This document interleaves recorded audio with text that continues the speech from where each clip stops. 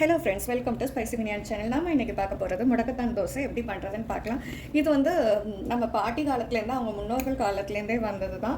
மூட்டு வலி, இந்த மாதிரி ஹெல்த் இஷ்யூஸ், போன் சம்மந்தப்பட்டமான நோய்க்கெல்லாம் வந்துட்டு இந்த மாதிரி தோசை முடக்கத்தானில் பண்ணி சாப்பிட்டோம் அப்படின்னா நல்லா ஹெல்த்தியாக இருக்கும், சீக்கிரம் குணமாகும் அப்படின்ட்டு சொல்லுவாங்க. இப்போ நம்ம அதுக்கு என்ன பண்ணலாம் அப்படின்னா, ஃபஸ்ட்டு எண்ணெயை ஊற்றிக்கிறேன். எண்ணெய் ஊற்றிட்டு கொஞ்சமாக மிளகு, காரத்துக்கு ஜீரகம், பூண்டு, வெங்காயம் நல்லா வதக்கி விட்டுடலாம். மிதமான சூட்லேயே போதும்.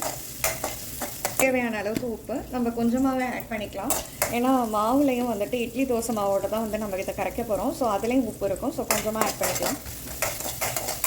நான் என்னோடய ஊரில் இருந்தப்போவும் சரி, நேட்டிவில் இருந்தப்போவும் சரி, மாமியார் வீட்டில் இருந்தப்போவும் சரி, எனக்கு முடக்கத்தான் தோசை அவங்க பண்ணி கொடுப்பாங்க. அங்கெல்லாம் வந்துட்டு நல்லா ஈஸியாக கிடைச்சிச்சு. சென்னையில் கிடைக்கல.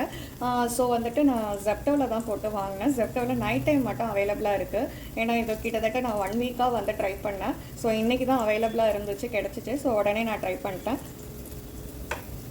ஆனியன் கொஞ்சம் பொன்னிறமாக ஆனோனையுமே வந்துட்டு நம்ம சூட்டை நிறுத்திக்கலாம், சிம்மை ஆஃப் பண்ணிக்கலாம். ஆல்ரெடி வாஷ் பண்ணி வச்சுருந்த முடக்கத்தான் இலையை வந்து ஆஞ்சதை தண்ணியில் வாஷ் பண்ணிவிட்டு இப்போ போட்டேன்.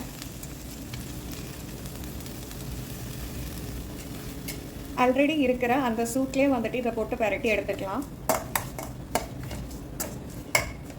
அந்த சூட்லேயே போட்டு எடுத்ததுனால இது நல்லா சுருங்கிடுச்சு. இப்போ இது வந்து ஃபேனில் அடியில் வச்சுட்டு கொஞ்சம் கூல் ஆனதுக்கப்புறம் மிக்ஸி ஜாரில் போட்டு பிளெண்ட் பண்ணி எடுத்துக்கலாம். இதை பிளெண்ட் பண்ணி எடுத்துக்கிட்டேன். இப்போது நான் வந்து இதோட கன்சிஸ்டன்சி பொறுத்து தான் வந்துட்டு மாவு எடுக்கலான்ட்டு பார்த்தேன். இந்த இட்லி தோசைக்கு ஊற்றுற மாவே எடுத்துக்கலாம். ஆல்ரெடி எடுத்து வச்சுருந்த மாவோட நான் அரைச்சி வச்சுருந்த முடக்கத்தான் அந்த இதை வந்து இலையோட போட்டிருந்த ஜீரகம், மிளகு, ஆனியன், பூண்டு எல்லாத்தையும் சேர்த்து இந்த மாதிரி மாவாக எடுத்துக்கிட்டேன். தோசை ஊற்றி பார்க்கலாம். இந்த பதத்துக்கு வர மாதிரி அரைச்சி எடுத்துக்கலாம். வீட்டில் இருக்கிற குட்டீஸ்லாம் தோசையாக ஊற்றினா சாப்பிட மாட்டாங்கன்னு சொல்லிட்டு இந்த மாதிரி ஊத்தாப்பம் சைஸில் வந்துட்டு சின்ன சின்ன இட்லியாக வந்துட்டு ஊற்றி கொடுத்துடலாம். இட்லி சைஸ்க்கு தோசை அப்படின்னு சொல்லிட்டு. ஸோ இதெல்லாம் கணக்கு வச்சுட்டு அப்படியே குட்டியாக கலர் கலராக இருக்குன்ட்டு சாப்பிடுவாங்க. பெரிய தோசையும் ஊற்றி ட்ரை பண்ணியாச்சு. இதோட தேங்காய் சட்னி, ஆனியன் சட்னி இந்த மாதிரி வச்சு சாப்பிடுங்க, சுவையாக இருக்கும். நீங்களும் ட்ரை பண்ணிட்டு கமெண்ட் பண்ணுங்கள் எப்படி இருந்துச்சு அப்படின்னு சொல்லிட்டு. Thank you friends.